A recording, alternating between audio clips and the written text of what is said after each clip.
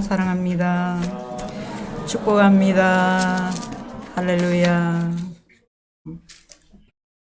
오늘 또 말씀이 우리에게 들려지게 하셔서 하나님이 임재하시는 가정으로, 또 하나님의 은혜가 넘치는 가정으로 인도해 주시기를 기원드립니다. 오늘이 어버이날이고, 또 교회에서는 매월 5월 둘째 주일을 어버이 주일로 지킵니다. 공교롭게도 날짜가 딱 맞았습니다. 또 하나 석가탄신일입니다. 어떤 이가 그러더라고요. 오늘 하루에 절에 3군데를 가야 된대요. 왜 그런지는 모르겠는데 3군데를 가야 되기 때문에 새벽부터 굉장히 바쁘다는 거예요. 가면 이제 뭐 합니까? 절에 가서 이제 그 가족들 이름 올리고 등을 달잖아요. 그게 왜 그렇게 하는 거예요? 소원을 올리는 것, 복을 받으려고 하는 거잖아요. 복을 받고 싶어서 1년 내내 절에 한 번도 안 가도 오늘은 하루에 3탕을 뛰는 거예요. 그래서 우리 가정에 우리 식구들에게 복을 주세요. 사람들이 다 복을 구합니다. 우리가 복을 받아야 되지요. 우리는 어떤 소원을 가졌습니까? 우리는 어떤 복을 받기를 원하십니까? 인간이 이 세상에서 태어나서 살아가는 그 삶의 전 과정을 생각해 보면 정말 신비롭습니다. 어머니 뱃속에서 잉태가 되고 또 태어나고 자라고 그리고 오늘 여기까지 그리고 마지막 죽음에 이르기까지 인간의 생애가 가정과 분리가 되지를 않더라고요. 그렇지 않습니까? 인간은 가정에서 태어나고 가정에서 살다가 결국 가정에서 죽습니다. 태어날 때 부모의 자식으로 태어나고 또 살아가면서 남편이 되고 아내가 되어서 또 새 가정을 이루며 살다가 마지막에는 내 자식들이 내 장례를 치루어 줍니다. 우리가 다 그렇게 가정에서 인생을 시작을 하고 삶의 터전을 가정에서 이루며 살다가 결국 가정에서 내 인생을 끝마치는 것입니다. 부모의 사랑과 기대 속에서 내 인생이 시작이 되고 또 내가 사랑하는 사람과 함께 삶을 일구어가고 내가 사랑하고 기대하는 자식들에 의해서 인생의 끝을 맺는 것입니다. 하나님께 심판받기 이전에 내 인생이 내 자식에게 심판받는다는 말이 있습니다. 곱씹어 보면 정말 맞는 말인 것 같습니다. 어떤 인물도 어떤 제자도 어떤 훌륭한 업적을 이룬 사람도 결국 마지막에는 자기 자식들에 의해서 자식들의 손에 의해서 인생의 마지막을 마무리합니다. 그러므로 가정은 인생의 시작이고 인생의 종말입니다. 가정은 우리의 고향이고 삶의 터전입니다. 인생의 요람입니다. 우리 마음에 영원히 지울 수 없는 아름다운 추억도 담고 있고 상처도 담고 있고 꿈과 이상도 담고 있고 실패와 좌절도 담고 있고 너무나도 소중한 뗄래야 뗄 수 없는 생존의 장소, 현장, 그것이 바로 가정입니다. 하나님이 가정을 주셨습니다. 구약의 성전 이전에 하나님께서 가정을 주시고 신약의 교회 이전에 가정을 주셨습니다. 하나님께서 천지 만물을 창조하시고 사람을 만드시고 가정을 주셨는데 그 가정을 하나님이 거하시는 처소로 삼으셨습니다. 여러분 놀랍지 않습니까?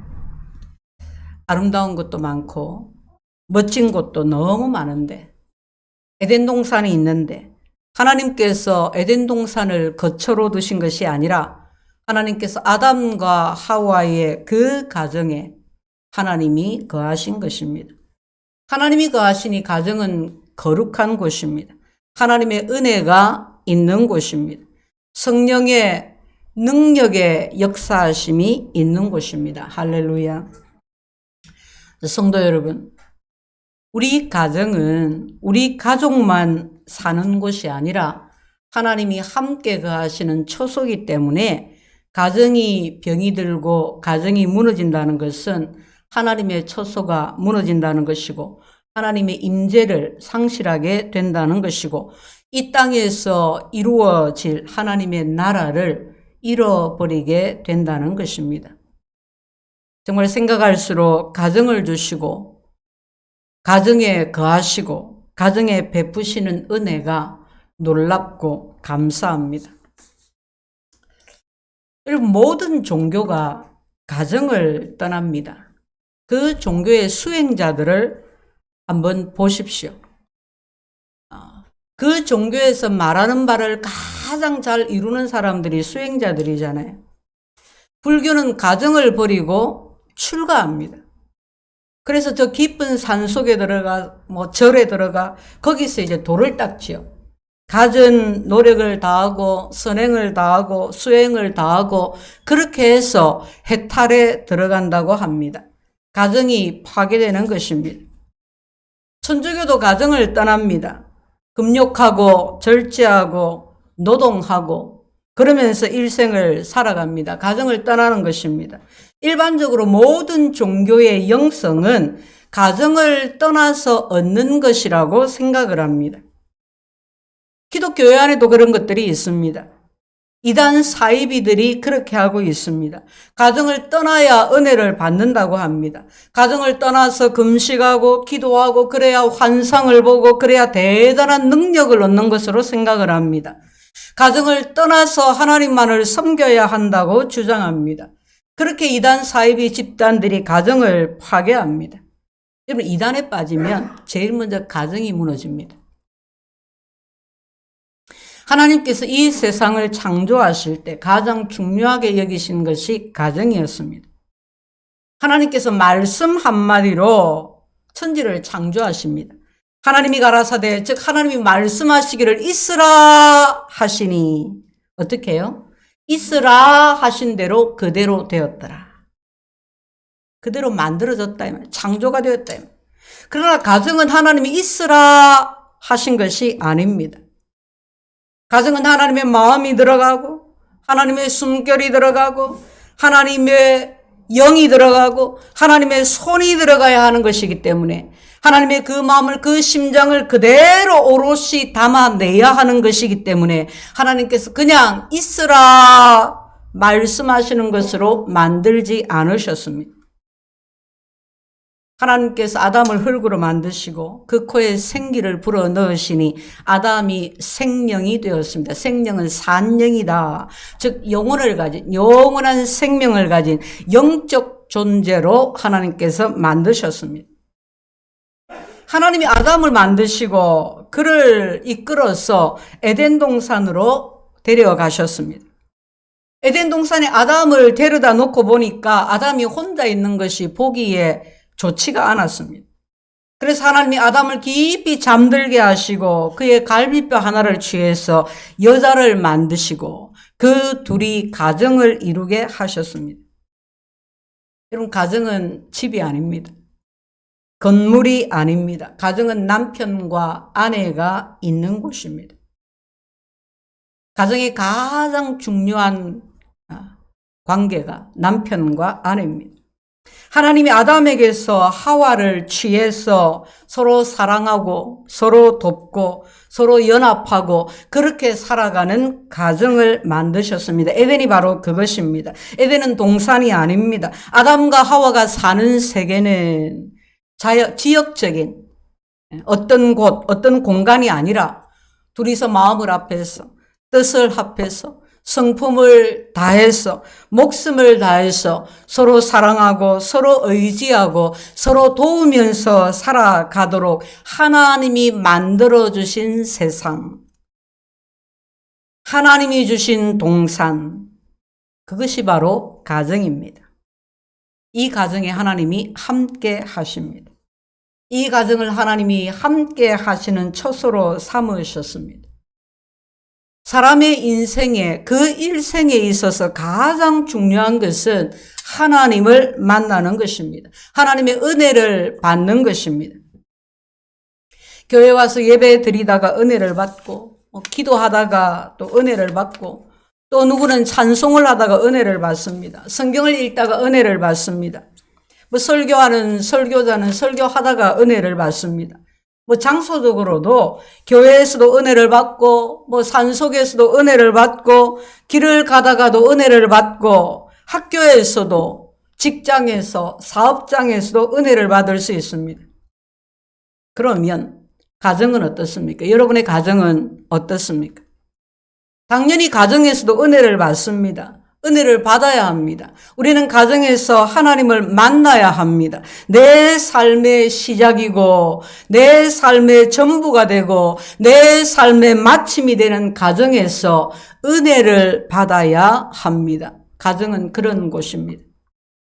하나님은 가정에서 우리를 만나 주십니다. 가정에 하나님의 은혜가 있습니다.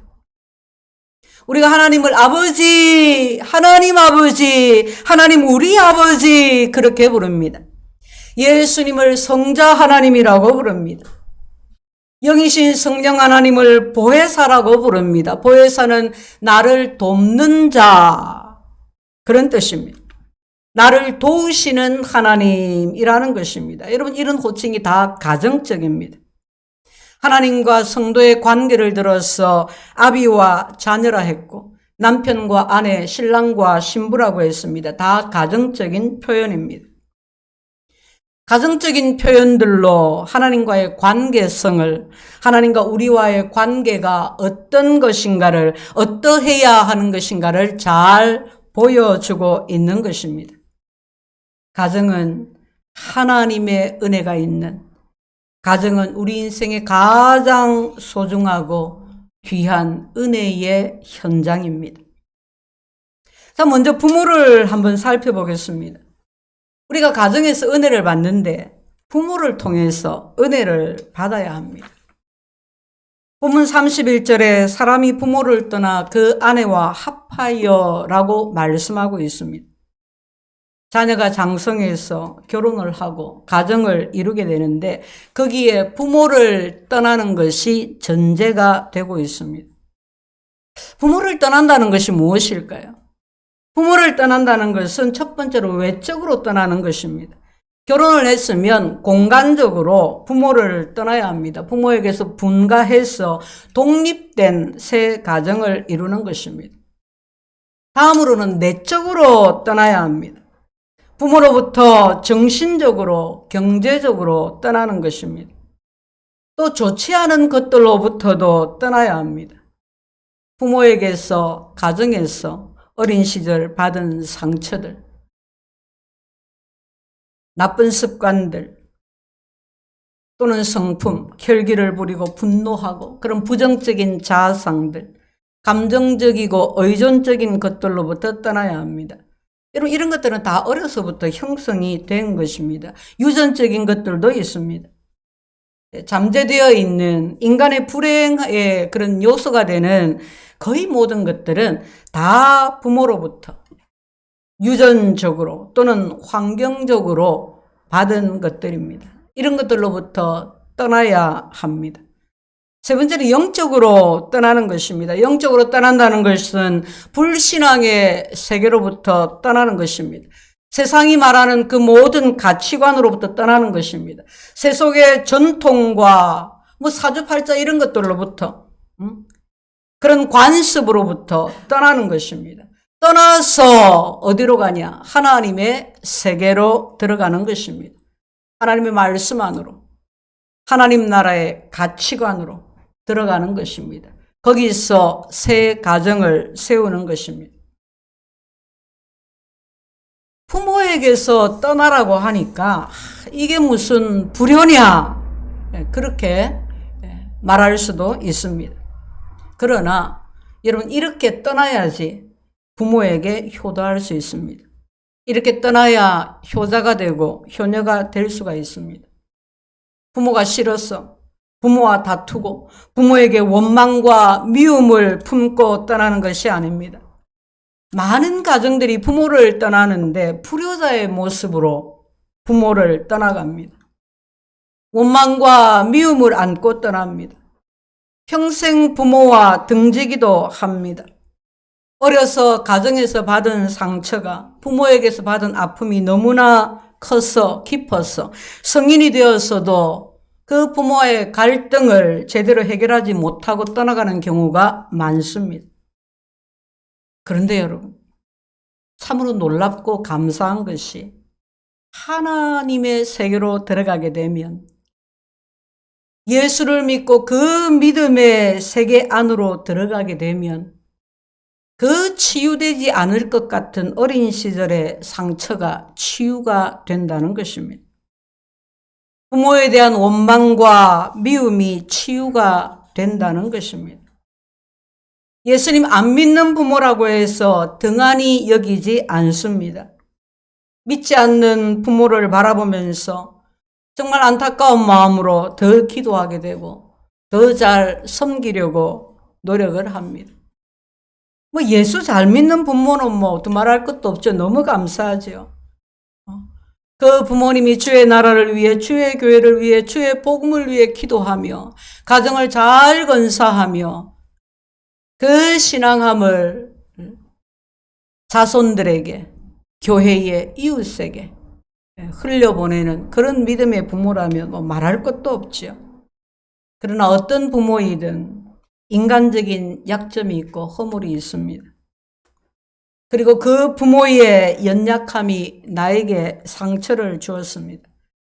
그런데 하나님 은혜를 받고 나면요, 그 과거의 상처와 아픔이 또 현재 가정 안에 있는 여러 가지 문제가 믿음 안에서 풀어지고 오히려 그 문제 가운데 소망을 갖게 되더라는 것입니다. 성도 여러분, 우리가 하나님 은혜로 하나님 아버지를 알았습니다. 우리 주 예수 그리스도의 십자가 구속의 은혜를 알았습니다. 하나님께서 변찮는 사랑으로 우리를 사랑해 주십니다. 예수님이 우리의 모든 상처와 아픔을 다 감싸 안아 주십니다. 그래서 우리가 효자가 되고 효녀가 되고 싶은 것입니다. 아멘이십니까? 신기하지 않습니까? 원수도 그런 원수가 없는데 어느 날 그 마음이 풀어지는 거예요. 어느 날 그 영혼이 보이는 거예요. 주님이 그 아픔을 만져주시고 오히려 그 아픔의 상대와 그 아픔의 원인이 되는 문제들을 끌어안고 기도하고 축복하게 되는 거예요. 은혜를 받고 나면, 주의 은혜가 너무 크면 그 부모에 대한 마음이 달라집니다. 부모만 자식을 바라볼 때 긍휼의 마음이 있는 것이 아닙니다. 자식도 부모를 바라볼 때 긍휼히 여기는 마음이 생겨요. 부모를 위해 기도하게 되고. 그럼에도 불구하고 내가 부모에게 잘못하고 불의한 것이 생각이 납니다. 그게 너무 마음이 아픕니다. 회개하게 됩니다. 하나님이 주시는 은혜입니다. 사람과 사람과의 관계를 사람의 노력으로 어느 부분까지는 좋게 해결할 수 있지만은 결정적인 것은 하나님 역사에 주셔야만 되더라고요. 겉으로 아무리 잘해도 마음속에 있는 응어리는 하나님이 풀어주셔야 되더라고요. 하나님이 부모를 통해서 우리에게 은혜를 주십니다. 우리 가정이 은혜 안에 계속 있으려면 부모를 떠나서 하나님께로, 하나님의 세계로 들어가야 합니다. 내가 하나님께 받은 은혜로 다른 사람을 치유하고 위로하고 복을 끼치는 삶을 살아갑니다. 여러분, 우리 가정이 하나님이 기뻐하시는 가정, 하나님이 복 주시는 가정, 하나님의 은혜가 떠나지 않는 가정을 이루어야 하지 않겠습니까? 내가 받은 그 은혜를 한 번으로 끝냈어야 되겠습니까? 살아계신 하나님은 날마다 은혜를 주시는 하나님, 날마다 우리로 그 은혜를 덧입어 살아가게 하시는 하나님이시니 내 삶의 현장인 가정에서도 그와 같은 은혜가 날마다 솟아나야 되지 않겠습니까? 우리 모두 부모를 떠나서, 세속을 떠나서, 불신앙을 떠나서 하나님께로 돌아가는 가정이 하나님의 은혜의 통로가 되는 그런 부모들이 다 되시기를 주의 이름으로 축복합니다. 두 번째는 남편과 아내입니다. 우리는 가정에서 남편을 통해, 아내를 통해 은혜를 받아야 합니다. 보면 31절 2절에 둘이 한 육체가 될지니 이 비밀이 크도다. 크도다. 하나님께서 아담을 깊이 잠들게 해서 그 갈비뼈 하나를 취해서 여자를, 하와를 아담의 배필로 주셨습니다. 아담이 하와를 보고 창세기 2장 23절에 이렇게 말합니다. 이는 내 뼈 중에 뼈요 살 중에 살이라. 이것을 남자에게서 취하였은즉 여자라 부르리라. 하나님이 아내를 주셨습니다. 내 뼈에서 내 살에서 나왔습니다. 하나라는 말입니다. 이 둘이 하나가 되는 것은 그리스도의 교회가 한 몸이 되는 비밀이라고 했습니다. 이 비밀이 크도다. 우리의 가정에 우리 부부를 통해서 주시는 하나님의 큰 비밀을 알고 싶지 않으십니까? 남편이 아내를 통해서 하나님께로 나아옵니다. 은혜입니다. 아내가 남편을 통해서 예수 그리스도를 만납니다. 은혜입니다. 예전에 청년 시절에 성가대 지휘를 하시는 집사님이 이제 혼자 교회를 나오셨어요. 근데 나중에 보니까 그 아내가 밖에서 기다리고 있어요. 예배 다 끝날 때까지 밖에서 그냥 기다리고 있는 거예요. 예수를 안 믿어요. 밖에서 기다리고 있다가 예배가 끝나면 얼른 남편을 탁 채가지고 집으로 가는 거예요. 그 남편이 얼마나 간절하게 기도하고 눈물로 기도하고 기다리고 자기 아내가 은혜를 받을 수 있도록 자기보다 더 큰 믿음의 사람이 되기를 그렇게 소원하고 기도했습니다. 세월이 지나서 그 남편 집사님이 목사가 되었습니다. 그 아내가 믿음이 좋은 사모가 되어서 함께 목회를 하고 있습니다. 남편을 통해서 은혜를 받은 것입니다. 메이시스 백화점의 대표인 스트라우스 씨와 그 아내 아이다는 결혼 40주년을 맞아서 유럽 여행을 갔습니다. 여행을 마치고 돌아오는 길에 타고 있던 배가 침몰이 되었습니다. 타이타닉 호입니다. 1등석 고객이기 때문에 구조 보트를 탈 수가 있었지만은 여자와 아이들을 더 태우게 하느라고 스트라우스 씨는 그 구조 보트에 타는 것을 포기하고 아내만 타게 했습니다. 그러자 그 아내는 당신 없는 세상을 내가 산들 무슨 의미가 있겠소? 마지막 여행도 당신과 함께 하겠소 하면서 자기 자리를 하녀에게 내어주고 남편과 함께 침몰하는 배에 남습니다. 여러분 영화에서 보면 영화 보신 분들이 많으시죠? 그 배 안에 악사들이 마지막까지 4주를 가까이 하려 하면 그 막 찬송을 연주하지 않습니까? 그래서 이제 사람들이 다 구조선에 타고 나면 자기들도 갈라 하는데 너무 시간이 늦은 거예요. 이제 구조선도 없는 거예요. 그래서 마지막까지 물에 잠겨 죽는 순간까지 연주를 하잖아요. 이 부부가 그 연주를 들으면서 함께 찬송을 부르면서 배와 함께 깔아앉습니다. 싫어합니다. 여러분 한번 생각해 보십시오. 저는 그런 생각을 좀 하게 돼요. 우리 부부가 탄 배가 침몰을 해. 침몰하는 배에 있는데 구조선에 딱 한 자리만 남아서 한 사람만 타야 돼요. 누가 탈 것인가? 애들을 위해서 내가 타야 된다. 또는 뭐 목사라고 생각해 봅시다. 나는 목사니까, 나는 사명자니까 내가 타야 된다. 그럴 수도 있을 것 같아요.